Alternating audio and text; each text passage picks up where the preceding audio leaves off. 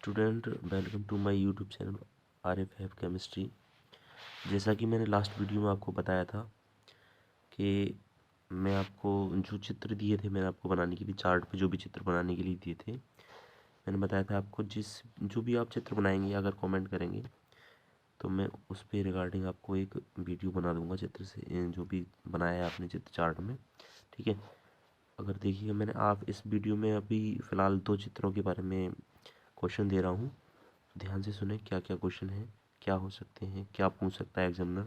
देखो, अगर आप डायग्राम से रिलेटेड क्वेश्चन आपसे कोई पूछता है, अगर डायग्राम से रिलेटेड आपसे कोई क्वेश्चन पूछता है तब तो डायरेक्टली इसमें से बता सकते हैं, जो मैंने दिया है इसमें से ही बन सकते हैं क्वेश्चन।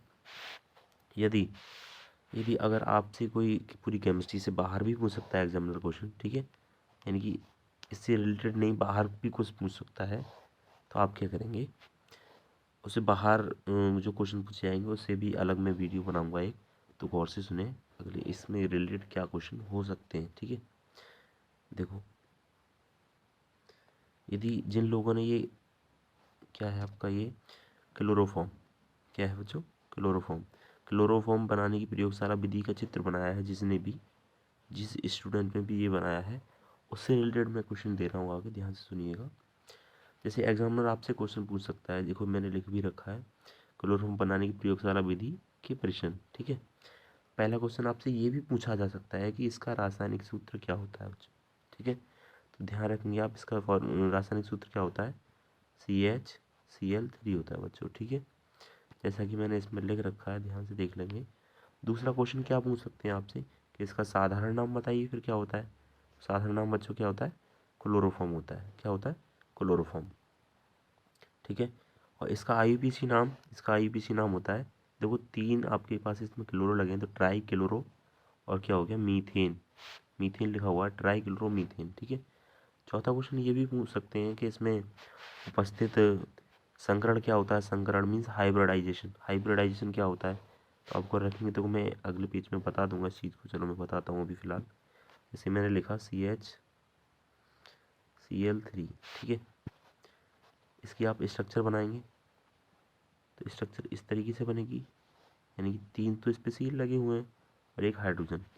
कितने सिग्मा बॉन्ड हैं, 1 2 3 4, और हमने बता रखा है आपको कि 4 अगर सिग्मा बॉन्ड होते हैं तो उसमें कौन सा संकरण होता है बच्चों, sp3 संकरण होता है। ठीक है, तो हमने जिसमें ऐसा लिख रखा है, देखेंगे गौर से, कौन सा संकरण है बच्चों, sp3 संकरण। ठीक है, देखो ये वाला क्वेश्चन बहुत बार पूछा जाता है, एग्जामिनर कई बार पूछता है इसी क्वेश्चन को, और इस क्वेश्चन पे थोड़ा गौर दें कि क्लोरोफॉर्म को रंगीन बोतलों में, इसे रंगीन बोतलों में क्यों रखते हैं। तो रंगीन बोतलों में इसे इसलिए रखते हैं क्योंकि ये ऑक्सीजन से क्रिया करके ना, अगर रंगीन बोतलों में ना रखा जाए तो ऑक्सीजन से रिएक्ट होकर क्रिया करके विषैली गैस बनाती है, नुकसानदायक जो गैस होती है, जिसे फॉस्जीन गैस कहते हैं, फॉस्जीन गैस। ठीक है, फॉस्जीन गैस से बनाती है जो कि विषैली होती है। तो इसका फॉर्मूला अब इतना क्या पूछेगा आपसे कि इसे रंगीन बोतलों में क्यों रखते हैं, तो आप जवाब देंगे क्योंकि सर ये ऑक्सीजन से रिएक्ट होकर के फॉस्जीन गैस बनाती है। क्या बनाती है, फॉस्जीन गैस, जो कि विषैली होती है। अब वो अगले ही टाइम आपसे ये भी पूछ सकता है क्वेश्चन कि फिर फॉस्जीन गैस का फॉर्मूला क्या होता है, तो फॉस्जीन गैस का फॉर्मूला होता है बच्चों COCl2। ठीक है, ये लिखा हुआ है COCl2। ठीक है, और कुछ उपयोग भी पूछ सकता है, उपयोग हो, कार्य हो, काम हो। ठीक है, ऐसे भी पूछ सकता है क्लोरोफॉर्म किस काम आती है, तो मैंने लिख रखा है सुगंध वाले पदार्थों में और किसी इंसान को बेहोशी, अगर जैसे आप सूंघ भी लेते हैं ना इसी को, क्लोरोफॉर्म को, तो आप बेहोश हो सकते हैं, और इसका मेडिकल लाइन में भी यूज़ किया जाता है। ठीक है, मेडिकल लाइन में भी इसका यूज़ किया जाता है, जैसे कुछ कहीं ज़रूरत पड़ती है इंसान को थोड़ा साइलेंट करने के लिए, बेहोश करने के लिए, ऑपरेशन वगैरह के लिए, तो इसका भी हम उपयोग करते हैं वहाँ मेडिकल लाइन में। ठीक है, अगला क्वेश्चन है, ये वाला क्वेश्चन मुझे पहले लिखना चाहिए था लेकिन मेरे को बाद में याद आया तो मैंने लिख दिया।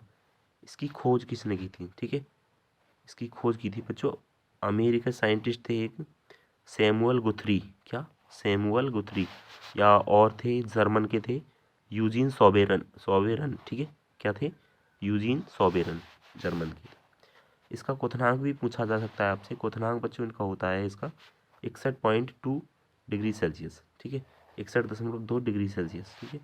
इसका अणुभार सभी जानते हैं, कार्बन का अलग लगाया है मैंने 12, हाइड्रोजन का अलग लगाया है Cl का अलग लगाया है 35, 3 लगे हैं, 3 से गुणा कर दी, इनकी गुणा करेंगे 106.5 हो जाएगा, ये हो गया 13, टोटल जोड़ने पर 119.5 हो जाएगा, ठीक है।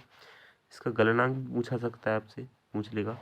तो गलनांक बच्चों माइनस का होता है, कितना होता है, माइनस का, ध्यान रखना माइनस का होता है गलनांक, माइनस का 63.5 डिग्री सेल्सियस इसका गलनांक होता है, ठीक है, ध्यान रखेंगे आप सभी लोग। ये वही है जो संक्रमण मैंने बताया था। तो थोड़ा और सुन लें इसके बारे में,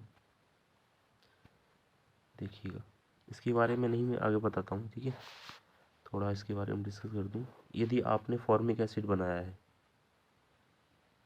फॉर्मिक एसिड बनाने की प्रयोगशाला विधि का चित्र बनाया है, तो उससे रिगार्डिंग मैं क्वेश्चन लिख रहा हूँ, मैं बता दिए मैंने आपको क्वेश्चन, तो देखें कौन सा क्वेश्चन है।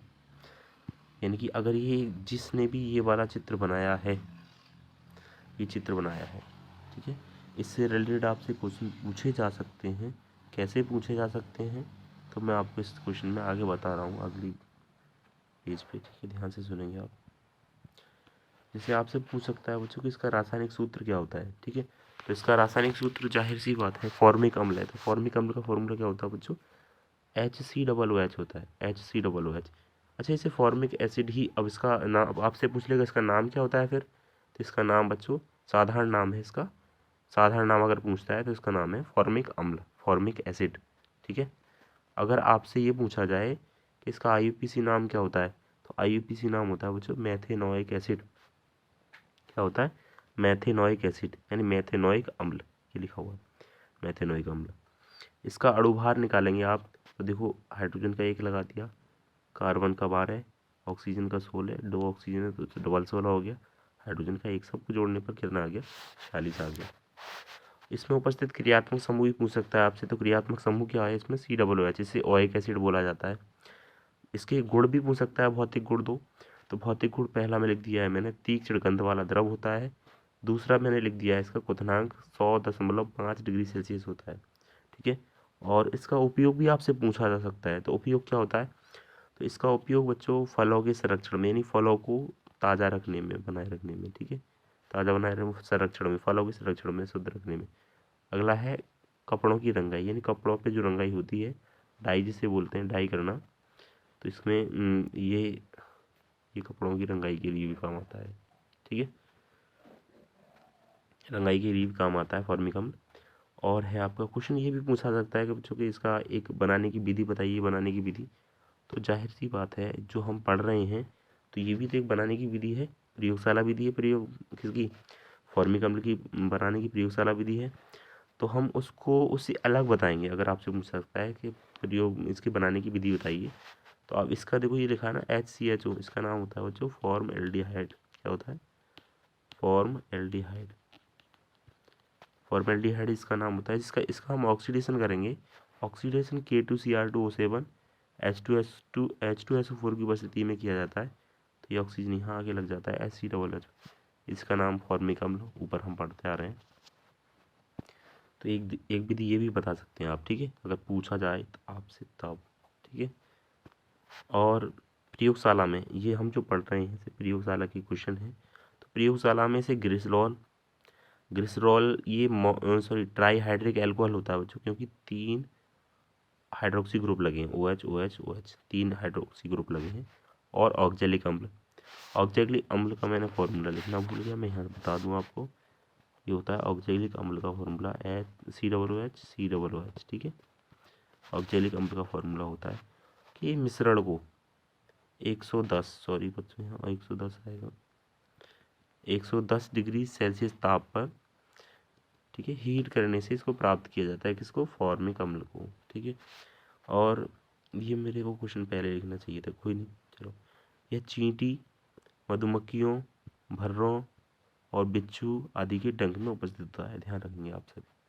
अगर आपसे पूछ लिया जाता है कि इसकी ये कहाँ नेचुरल चीज़ों में कहाँ उपस्थित होता है, तो आप क्या लिखेंगे, बताएंगे उसको, चींटी के डंक में, बिच्छू के डंक में, भर्रों के डंक में इसमें उपस्थित होता है। ठीक है, और मैं आपको बता दूं कि कुछ मैं क्वेश्चन बता रहा था, देखिएगा मैंने इसमें इस वीडियो में यही क्वेश्चन बनाए हैं, अगले वीडियो में आपको मैं क्वेश्चन दे दूंगा। ठीक है, थोड़ा ये भी सुन लें, इसको फॉर्मिकम्बल क्यों बोला गया है, ध्यान से देखेंगे ज़रा। तो देखें फॉर्मिकम्बल क्यों बोलते हैं इसे। देखो रूट वर्ड में ना कार्बन की काउंटिंग को, जैसे कार्बन 1 है तो उसे बच्चों हम फॉर्म पढ़ते हैं, क्या फॉर्म पढ़ते हैं। अगर 2 कार्बन दे रखे हैं तो हम पढ़ते हैं उसे एस्ट, क्या पढ़ते हैं एस्ट। अगर 3 कार्बन दे रखे हैं तो उसे पढ़ते हैं बच्चों प्रोपियोन, क्या पढ़ते हैं प्रोपियोन। 4 दे रखे हैं तो उसे पढ़ते हैं बच्चों ब्यूटिर, और भी आगे पढ़ते जाते हैं। ठीक है, अगर कार्बन 1 दे रखा है तो जैसे हमने ये लिखा HCOOH, कितना कार्बन 1, इसके लिए क्या पढ़ते हैं, एक के लिए फॉर्म। ठीक है, फॉर्म पढ़ दिया मैंने। और HCOOH है ना, इसका साधारण नाम देते वक्त इसमें एक लगाते हैं, क्या लगाते हैं एक IC, इसलिए हमें फॉर्मिक एसिड पढ़ा गया है।